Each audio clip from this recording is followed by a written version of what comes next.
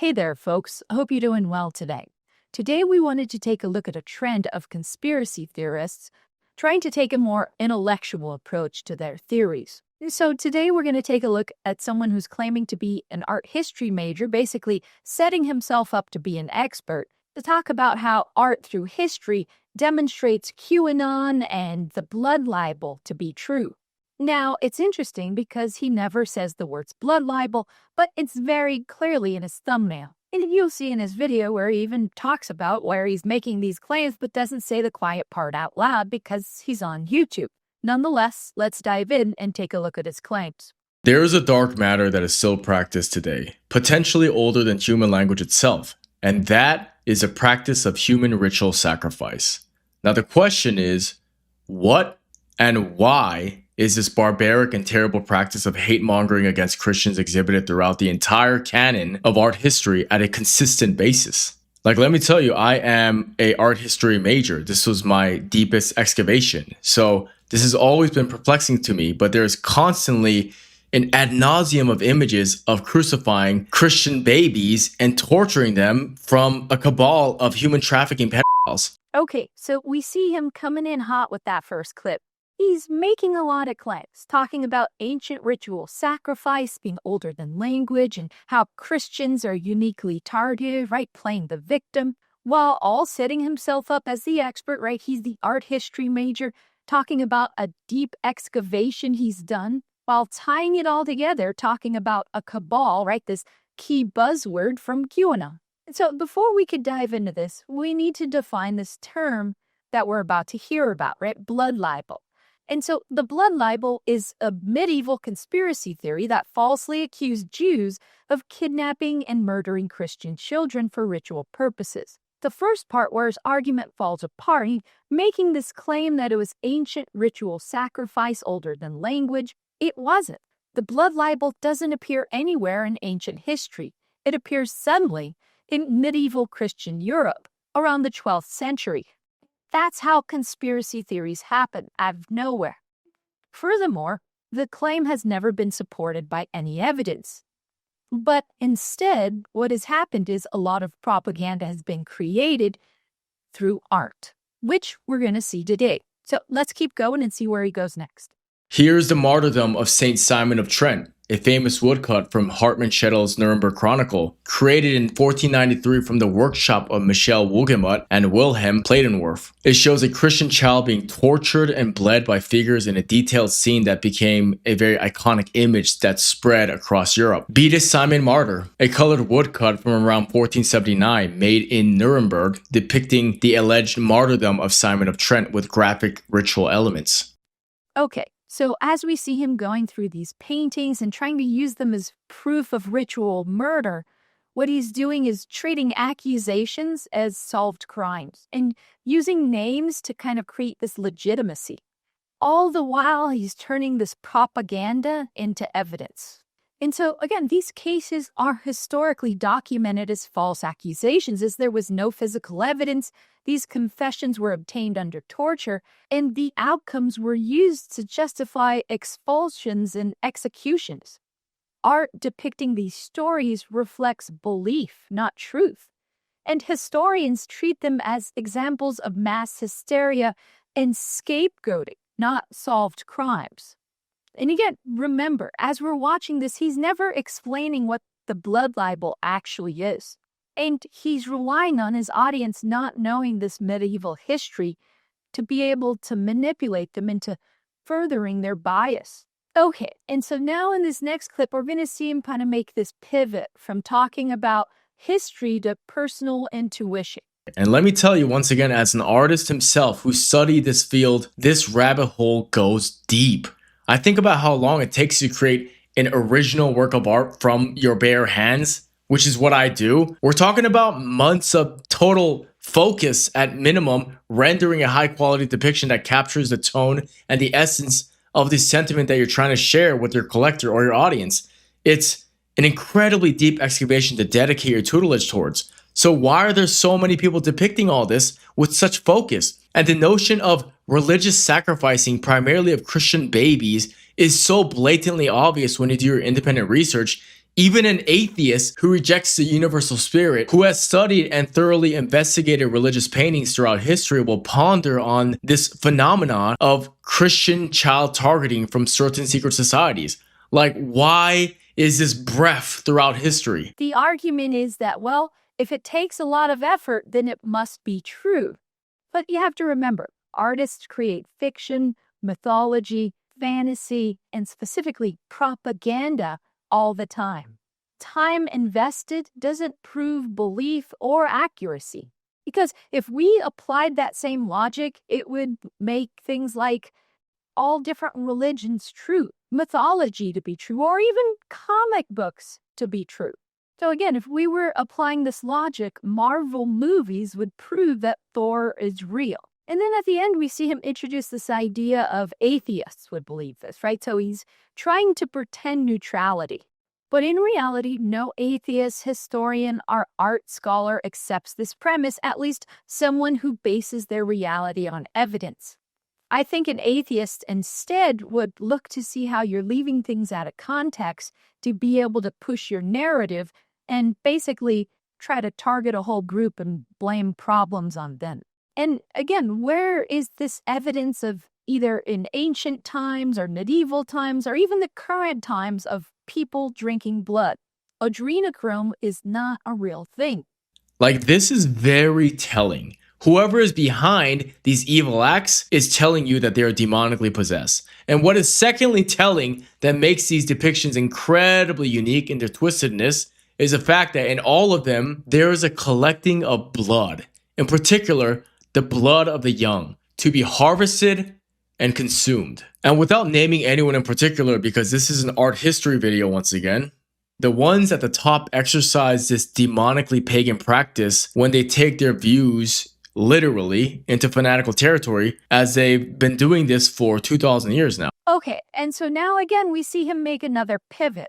The last one we saw was from history to personal intuition, and this time it's from history into this cosmic evil, that people are demonically possessed. So this is kind of like the claims that Candace makes when she's talking about dreaming about Charlie.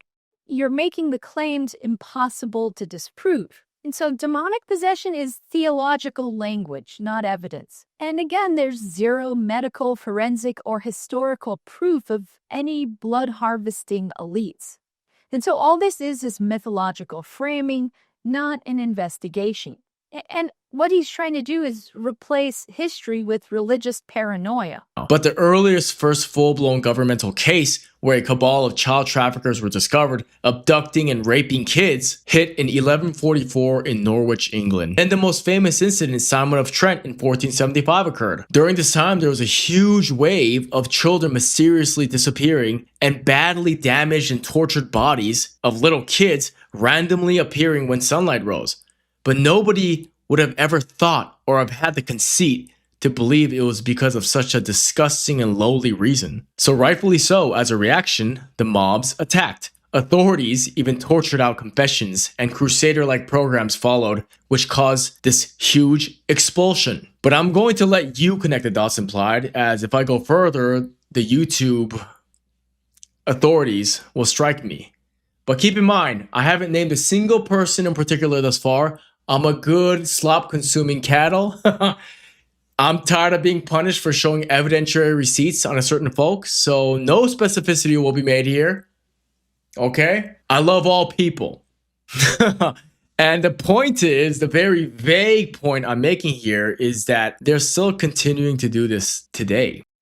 Okay, so in that clip, we see him doing a lot of different things. Right after, from pivoting to history to this cosmic evil, calling people demonically possessed, he tries to bring it back down to reality, specifically naming an event that happened in Norwich 1144. Now, did child abduction happen? Yes, child abduction has happened all throughout history. But was their blood drained and drank, and does that blood have the power to bring life? No. We not only see him pushing those ideas, but we also see him trying to portray mob violence as a reasonable reaction and rewriting this persecution as justice, all while using this vague crime imagery to justify outcomes. But Again, these bodies appearing, that was rumor and not evidence. Furthermore, Noah Witch is a textbook false accusation case. Expulsions followed panic, not proof. I mean, he's even explaining it himself in this way, not talking about evidence and burden of proof.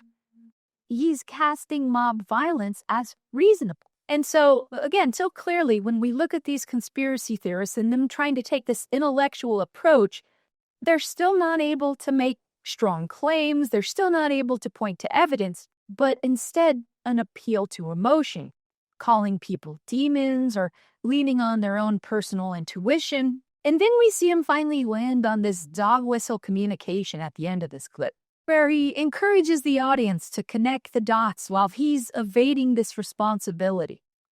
And he's using censorship here as an excuse, as a lack of evidence. But here we're going to see him land the plane and make some pretty broad claims, tying it all back to QAnon. They just don't want to let it die. Let's take a look.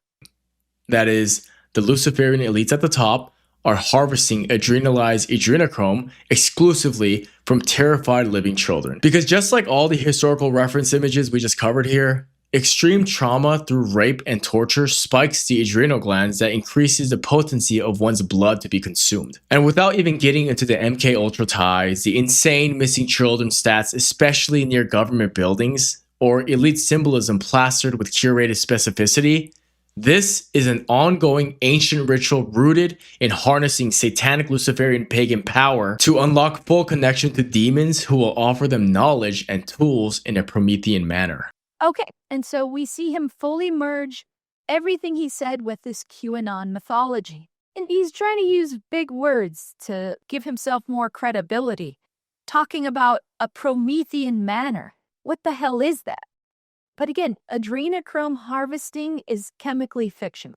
And again, if this was something happening all throughout history and was so widespread, you would find evidence of this. You would find bodies missing blood. But we don't. But it's really ultimately about fueling their evil, ingesting rituals to create deeper bonds together. And there was a very recent slip-up actually that the media didn't catch in 1989 on Oprah Winfrey. And don't get me wrong, Oprah is definitely a part of this elite circle that I'm talking about. But nonetheless, this was a huge slip-up on her end. Well, there would be rituals in which babies would be sacrificed, and you would have to... So, you witnessed the sacrifice? Right. When I was very young, I was forced to participate in that, in which I had to sacrifice an infant. And the purpose of sacrifice is to what? Is to bring you what? What are you sacrificing for? For power. Power. And I'm just showing the most recent case where there was a slip up, but honestly, you don't even need to look that deeply. But that's all I'm going to say, okay?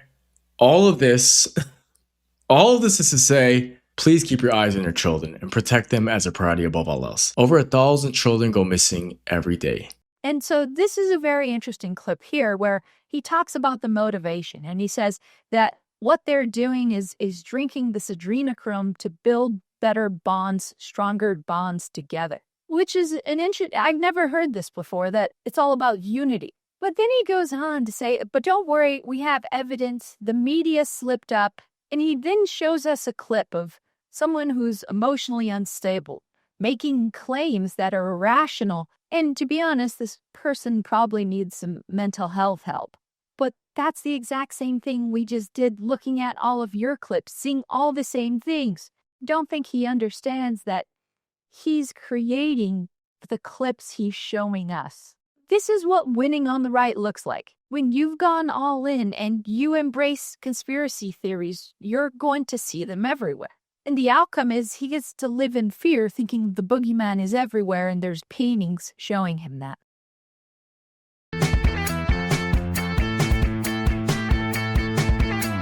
a world full of gold and political fog, she steps from the shadows, dark towards it.